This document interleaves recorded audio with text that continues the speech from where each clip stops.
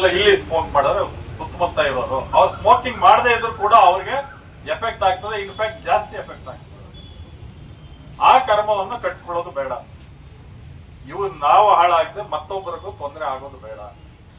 Public place ಅಲ್ಲಿ ಯಾವ ರೀತಿ ಮಾಡಬಾರದು ಅದನ್ನ ವಿಚಾರ ಮಾಡಬೇಕು. ಮತ್ತೆ ಮಕ್ಕಳ ಹತ್ರ ತರಿಸುವಂಥದ್ದು, ಹೋಗೋ ಒಂದು ಸಿಗರೇಟ್ ತಂದ್ಬಿಡು, ಒಂದು ಬೀಡಿ ತಂದ್ಬಿಡು, ಅಥವಾ ಟೊಮ್ಯಾಕೊ ಪ್ರಾಡಕ್ಟ್, ಅದು ಅಪರಾಧ. ತರಿಸ್ಕೊಂಡ್ರು ಅಪರಾಧ, ಅಂಗಡಿಯವನು ಅದನ್ನ ಸೇಲ್ ಮಾಡಿದ್ರು ಮಕ್ಕಳಿಗೆ ಅದು ಅಪರಾಧ. ಅದು 18 years ಅಂತ ಮಕ್ಕಳಿಗೆ ಟ್ರೀಟ್ ಮಾಡಿದ್ರೆ ನಮ್ಮ ರಾಜ್ಯದಲ್ಲಿ 21 years ಮಾಡಿದ್ದಾರೆ. ಅಲ್ಲಿ ಅದು ಅವ್ರಿಗೆ ಸೇಲು ಮಾಡಬಾರ್ದು, ಅವರಿಂದ ಪರ್ಚೇಸ್ ಮಾಡಿ. ಇವನ್ ಪೇರೆಂಟ್ಸ್ ಆದ್ರೂ ಕೂಡ ಮಕ್ಕಳ ಹತ್ರ ತರಿಸ್ಕೋಬಾರ್ದು. ಇದು ಒಂದೇ ಅಲ್ಲ, ಆಲ್ಕೋಹಾಲ್ ಕೂಡ ತರಿಸ್ಕೋಬಾರ್ದು. ಈ ತರ ಎಲ್ಲ ಇದೆ. ಆದ್ರಿಂದ ದಯವಿಟ್ಟು ಎಲ್ಲರಲ್ಲೂ ನಾನು ಹೇಳೋದಂದ್ರೆ, ನಿಮ್ಮ ಆರೋಗ್ಯದ ಬಗ್ಗೆ, ನಿಮ್ಮ ಕುಟುಂಬದ ಆರೋಗ್ಯದ ಬಗ್ಗೆ ಯೋಚನೆ ಮಾಡಿ. ಖುಷಿ ಪಡೋದಕ್ಕೆ ಜಗತ್ತಲ್ಲಿ ಸುಮಾರು ಬೇರೆ ಬೇರೆ ಇದಿದೆ. ಪ್ರೇಯರ್ ಮಾಡೋರು ಪ್ರೇಯರ್ ಮಾಡಬಹುದು, ಓದೋರು ಓದ್ಬೋದು, ಹಾಡು ಕೇಳೋರು ಹಾಡು ಕೇಳಿ, ಇಲ್ಲ ಒಂದು ಒಳ್ಳೆ ಊಟ ಮಾಡಿ, ಅದರಲ್ಲೂ ಖುಷಿ ಸಿಗ್ತದೆ. ಮೂವಿ ನೋಡ್ತೀರಾ, ಮೂವಿ ನೋಡಿ, ಬೇರೆ ಬೇರೆ ವಿಚಾರಗಳಲ್ಲಿ ಖುಷಿ ಪಡೋದನ್ನ ಎಂಜಾಯ್ ಮಾಡಿ. ಇದೊಂಥರ ಸೈಕಲ್ ಇದ್ದಾಗೆ. ಒಂದು ಸಿಗರೇಟ್ ಸೇದೋ ಖುಷಿ 1 ವರ್ಷ ಬಿಟ್ಕೊಂಡು ಒಂದು ಪ್ಯಾಕ್ ಸೇದಿದ್ರು ಸಿಗಲ್ಲ. ಅವಾಗಲೇ ಚೈನ್ ಸ್ಮೋಕ್, ಅದನ್ನ ಅಡಿಕ್ಷನ್ ಅಂತ ಹೇಳೋದು. ಇದು ಬೇಡ, ಇದು ಟೆಂಪ್ರರಿ ಮತ್ತೆ ಡೇಂಜರಸ್.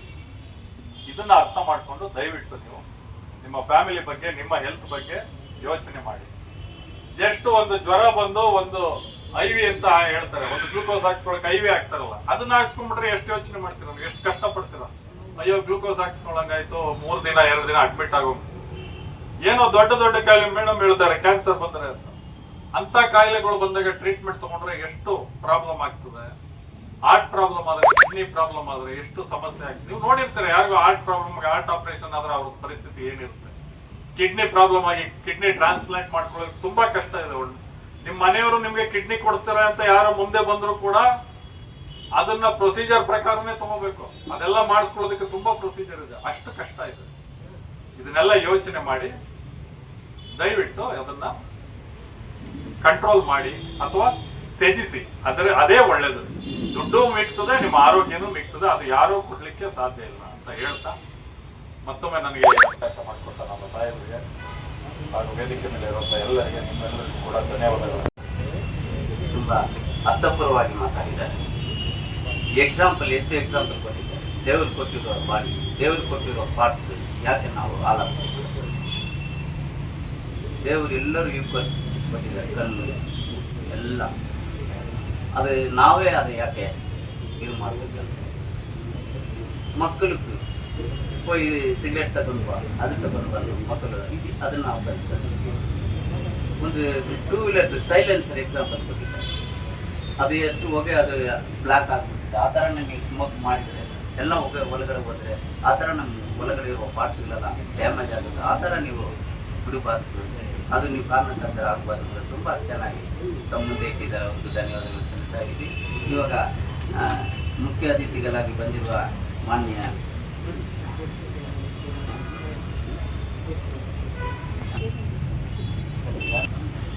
ಆಂಟಿ ಟಿಬಾಕೋ ಬಗ್ಗೆ ತಮ್ಮ ಮುಂದೆ ಮಾತಾಡ್ಬೇಕಂತ ಕೇಳ್ಬೇಕು. ಇವತ್ತು ಅತ್ಯಂತ ಇಂಪಾರ್ಟೆಂಟ್ ಡೇ. ಅದು ನಮ್ಮೆಲ್ಲರಿಗೂ, ನನ್ನಿಂದ ಸೇರಿ ಇಲ್ಲಿ ಸೇರಿರ್ತಕ್ಕಂಥ ಎಲ್ಲರಿಗೂ ಬಹಳ ಮುಖ್ಯವಾದ ದಿನ. ಯಾಕೆ ನಾವೆಲ್ಲ ಇಲ್ಲಿ ಸೇರಿದ್ದೀವಿ ಅನ್ನೋದ್ರ ಬಗ್ಗೆ ನಾವೆಲ್ಲ ಒಂದು ಸ್ವಲ್ಪ ಆಲೋಚನೆ ಮಾಡಬೇಕು. ಯಾಕೆ ಇಲ್ಲಿ ಬಂದಿದ್ದೀವಿ, ಅದು ಇಂಪಾರ್ಟೆನ್ಸ್ ಏನು ಅನ್ನೋದ್ರ ಬಗ್ಗೆ. ಈ ಒಂದು ಕಾರ್ಯಕ್ರಮವನ್ನು ವಿಶ್ವ ತಂಬಾಕು ನಿಷೇಧ ದಿನಾಚರಣೆಯನ್ನ ಇವತ್ತು ಇಡೀ ನಮ್ಮ ದೇಶಾದ್ಯಂತ ಮತ್ತು ಪ್ರಪಂಚದಾದ್ಯಂತ ಇವತ್ತು ಆಚರಣೆ ಮಾಡ್ತಾ ಇದ್ದಾರೆ. ಯಾಕೆ ಇದು ಆಚರಣೆ ಮಾಡಬೇಕು, ಯಾಕೆ ಇದು ಜನರಿಗೆ ತಿಳಿಸ್ಬೇಕು, ಯಾಕೆ ಇದ್ರ ಬಗ್ಗೆ ಅರಿವು ಮೂಡಿಸ್ಬೇಕು ಅನ್ನೋದ್ರ ಬಗ್ಗೆ ಈಗಾಗಲೇ ಎಲ್ಲರೂ ಹೇಳಿದ್ದಾರೆ. ಈ ಒಂದು ಜಿಲ್ಲಾ ಕಾನೂನು ಸೇವೆಗಳ ಸಮಿತಿ, ಈ ಎಲ್ಲ ವಕೀಲರು, ಎಲ್ಲ ಸದಸ್ಯರು ಇಲ್ಲಿ ವೇದಿಕೆಯಲ್ಲಿ ಹಾಜರಿದ್ದಾರೆ. ನಮ್ಮ ಅನಿಲ್ ರವರು, CPI ರಾಬರ್ಟ್ಸನ್ ಪೇಟ್ ಅವರು, ಸಂಗಮೇಶ್ PSI ಅವರು, ಇಲ್ಲಿ ನೆರೆದಿರ್ತಕ್ಕಂತಹ ಎಲ್ಲ ನೀವೆಲ್ಲರೂ, ನಿಮ್ಮೆಲ್ಲರಿಗೂ ಒಂದು ಈ ಕಾರ್ಯಕ್ರಮಕ್ಕೆ ಸ್ವಾಗತವನ್ನು ಕೊಡ್ತಾ, ಇವತ್ತು ಎಲ್ಲ ಈ ಒಂದು ತಂಬಾಕು ಸೇವನೆಯಿಂದ ಏನೇನು ದುಷ್ಪರಿಣಾಮಗಳಾಗ್ತದೆ, ಯಾಕೆ ನಾವು ಅದನ್ನು ತ್ಯಜಿಸಬೇಕು, ಮತ್ತೆ ನಾವು ತ್ಯಜಿಸೋದಲ್ಲದೆ ಮತ್ತೆ ನಮ್ಮ ಸ್ನೇಹಿತರಿಗೂ, ನಮ್ಮ ಕುಟುಂಬಸ್ಥರಿಗೂ ಎಲ್ಲರಿಗೂ ತಿಳುವಳಿಕೆ ಕೊಡಬೇಕು ಅನ್ನೋದ್ರ ಬಗ್ಗೆ, ಇಂಪಾರ್ಟೆನ್ಸ್ ಬಗ್ಗೆ ಇಲ್ಲಿ ಒಂದು ಕಾರ್ಯಕ್ರಮದಲ್ಲಿ ಭಾಗವಹಿಸಿದ ಎಲ್ಲ ವೇದಿಕೆ ಮೇಲೆ ಇರ್ತಕ್ಕಂಥ ಎಲ್ಲ ಗಣ್ಯರು ನಿಮ್ಗೆಲ್ಲರೂ ಹೇಳಿದ್ದಾರೆ, ಬಹಳ ವಿವರವಾಗಿ ಹೇಳಿದ್ದಾರೆ. ಜೀವನ ಅತ್ಯಮೂಲ್ಯ. ಅದು ಒಂದ್ಸಲಿ ನಾವಿಲ್ಲಿ ಬಂದಿದ್ದೀವಿ ಅಂದರೆ ನಾವು ಪುಣ್ಯ ಮಾಡಿದ್ದೀವಿ ಅಂತ ನಾವು ಅರ್ಥ ಮಾಡ್ಕೋಬೇಕು. ಯಾಕಂದರೆ ಈ ಸುಮಾರು ಕೋಟ್ಯಾನು ಕೋಟಿ ಜೀವರಾಶಿಗಳಲ್ಲಿ ಈ ಮನುಷ್ಯ ಜೀವಿಗೆ ಬಹಳ ಪ್ರಾಮುಖ್ಯತೆ ಮತ್ತು ಒಂದು ಇದಿದೆ, ಇಂಪಾರ್ಟೆನ್ಸ್ ಇದೆ. ಯಾಕಂದರೆ ಇಡೀ ಕೋಟ್ಯಾನು ಕೋಟಿ ಜೀವರಾಶಿಗಳನ್ನ ಕಂಟ್ರೋಲ್ ಮಾಡ್ತಕ್ಕಂಥ ಶಕ್ತಿ ನಮ್ಗೆ ದೇವರು ಕೊಟ್ಟಿದ್ದಾರೆ. ಇಡೀ ಎಷ್ಟೇ ಇರಲಿ, ಈ ಪ್ರಪಂಚದಲ್ಲಿ ಎಷ್ಟೇ ಜೀವಿಗಳಿರಲಿ, ಅದನ್ನು ನಾವು ಕಂಟ್ರೋಲ್ ಮಾಡ್ತಕ್ಕಂಥ ಶಕ್ತಿ ನಮ್ಗೆ ಕೊಟ್ಟಿದ್ದಾರೆ. ನಾವು ಹುಟ್ಟಿದಾಗಲಿಂದ ನಾವು ಸಾಯುವವರೆಗೂ ಆರೋಗ್ಯವಾಗಿ ಸಾಯಬೇಕು. ಅದು ಬಹಳ ಎಲ್ಲರೂ ಅದಕ್ಕೆ ಬಹಳ ಪ್ರಾಮುಖ್ಯತೆಯನ್ನು ಕೊಡಬೇಕಂತೇಳಿ ನಾನು ಸಂದರ್ಭದಲ್ಲಿ ಹೇಳ್ತೀನಿ. ಯಾಕಂದರೆ ಒಂದ್ಸಲಿ ನಮಗೆ ಈ ಕಾಯಿಲೆಗಳು ಬಂದ್ಬಿಟ್ರೆ ನೀವು ಕೊರಗುದಲ್ಲದೆ ನಿಮ್ಮನ್ನು ಅವಲಂಬನೆ ಮಾಡ್ಕೊಂಡಿರೋರು ಕೊರಗ್ತಾರೆ. ಆಮೇಲೆ ನಿಮ್ಮ ಕುಟುಂಬ ನಿಮ್ಮ ಮೇಲೆ ಡಿಪೆಂಡಬಲ್ ಇರ್ತದೆ. ಕೆಲವು ಟೈಮಲ್ಲಿ ಒಂದು ಆಟೋ ಡ್ರೈವರ್ ಎಕ್ಸಾಂಪಲ್ ತಗೊಳ್ಳೋಣ.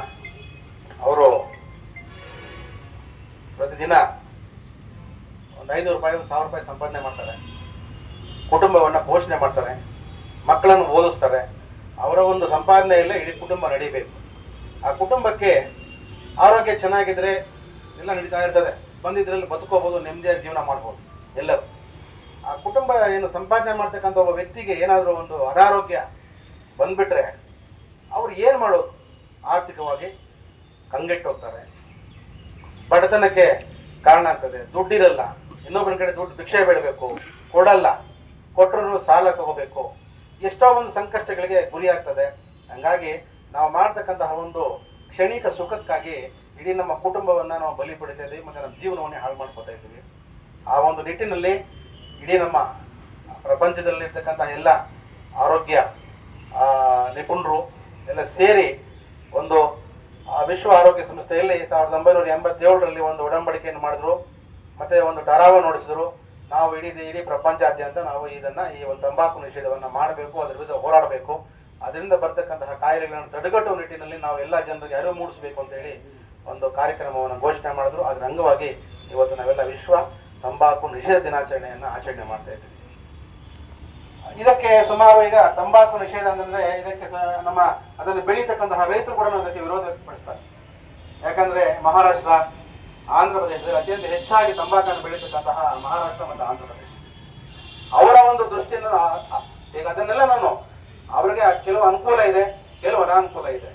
ಅದೆಲ್ಲ ಒಂದು ದೃಷ್ಟಿಯಲ್ಲಿ ಇಟ್ಕೊಂಡು ಚರ್ಚೆ ಮಾಡಿ ಅದು ಬೇಡ, ಇದು ಒಳ್ಳೇದಲ್ಲ ಅನ್ನೋದಕ್ಕೆ ಒಂದು ನಿರ್ಧಾರಕ್ಕೆ ಬಂದು ಇದನ್ನ ನಿಷೇಧ ಮಾಡಿದ್ದಾರೆ. ಹಂಗಾಗಿ ನೀವೆಲ್ಲರೂ ನಿಮ್ಮ ಒಂದು ಆರೋಗ್ಯದ ದೃಷ್ಟಿಯಿಂದ ನಾವು ಸ್ವಲ್ಪ ಈಗ ಒಂದು ಬೀಡಿ ಕುಡಿತೀವಿ, ಸಿಗರೇಟ್ ಕುಡಿತೀವಿ, ಒಂದು ಚಳಿ ಬಂದಿದೆ, ಒಂದು ಟೀ ಕುಡಿದ ತಕ್ಷಣ ನಾವು ಸಿಗರೇಟ್ ಕುಡಿತೀವಿ, ಅಲ್ಲ ಟೀ ಕುಡ್ಕೊಂಡು ಸಿಗರೇಟ್ ಕುಡಿತೀವಿ. ಅದರಿಂದ ನಮ್ಗೆ ಅದರಿಂದ ಖುಷಿ ಏನಿರಲ್ಲ, ಅದು ನಮ್ಮ ಮನಸ್ಥಿತಿ ಅಷ್ಟೇ. ಖುಷಿ ಯಾವಾಗಲೂ ಇರುವುದಿಲ್ಲ. ಖುಷಿಯಲ್ಲಿ ನೋಡಿ ಸಣ್ಣ ಸಣ್ಣ ಖುಷಿಗಳನ್ನು ಅನುಭವಿಸುವುದೇ ಜೀವನ.